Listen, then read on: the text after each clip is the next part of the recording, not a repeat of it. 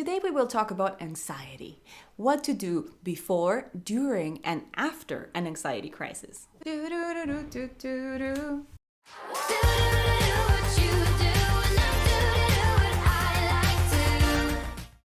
Anxiety is usually defined as the anticipation of a threatening event. It's different from fear because fear is something we feel when the threat is right there. But anxiety is what we feel when we think that fear might be there.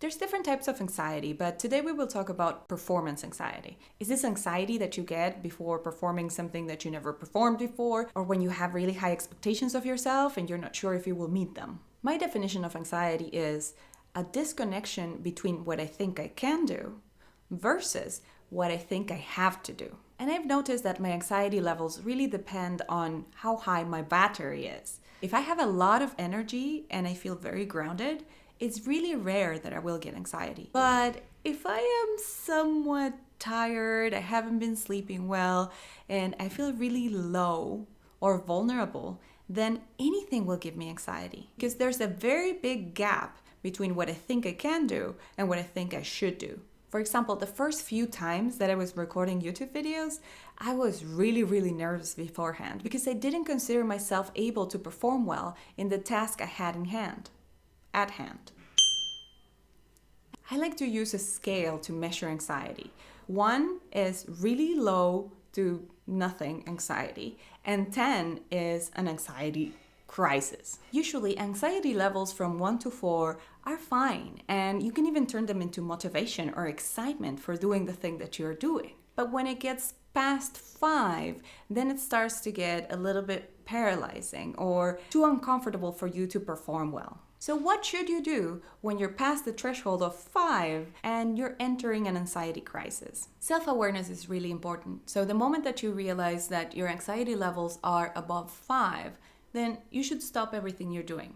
Your body has turned the survival mode on and your stress hormones are on, your body is ready to fight or flight, and you're experiencing a lot of emotions that are not going to allow you to function normally. So it's time to take a step back. In this moment, it's really important that you detach yourself from thoughts because our mind is going to run wild trying to solve the situation or think of possible scenarios and how catastrophic everything is. And in reality, it's just reacting to this panic mode generalized in the body. So if you're getting thoughts, just let them pass by and focus on your body, on what you're feeling in your body. Feel the emotion. Feel whatever is running through you. Is it fear? Is it sadness? Is it overwhelm? Emotions have a peak. They start building up and then they reach the top of the intensity. And then it starts to go back to normal again. So just know that it's going to pass. You're not going to be in an anxiety state forever.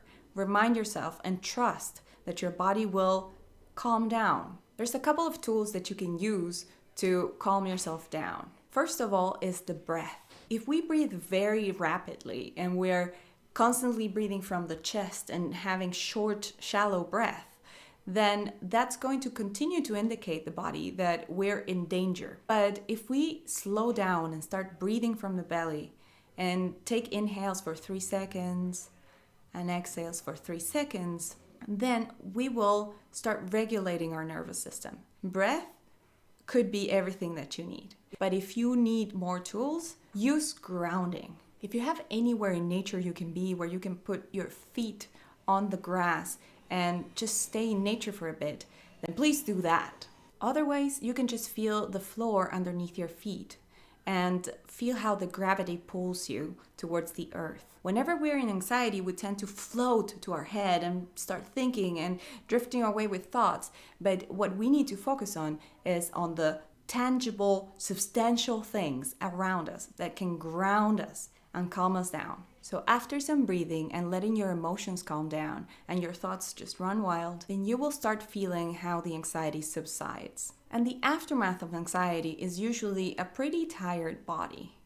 So you might feel the need to just rest, take a nap, maybe go for a walk.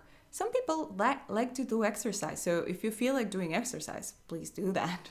But just keep in mind that your body's going to be sensitive after anxiety because your body was basically thinking that you could die. So it takes a little to recover. It might take a day or two after an anxiety crisis to fully be back on. So now that we're past the anxiety crisis, it's important to do some assessments.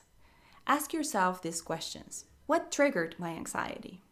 Here you can explore when it started. What triggered it? What were you thinking? What were you feeling? Or what were the events around you that triggered the situation? How can I prevent it in the future?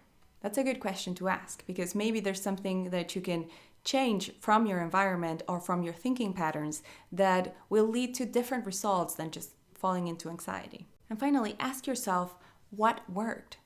What did I do in this crisis that was actually helpful and was getting me out of this situation? I know it's tough to have an anxiety crisis, but with the right tools, you can navigate it and even prevent it in the future. Do you have a strategy that you use when you get anxious?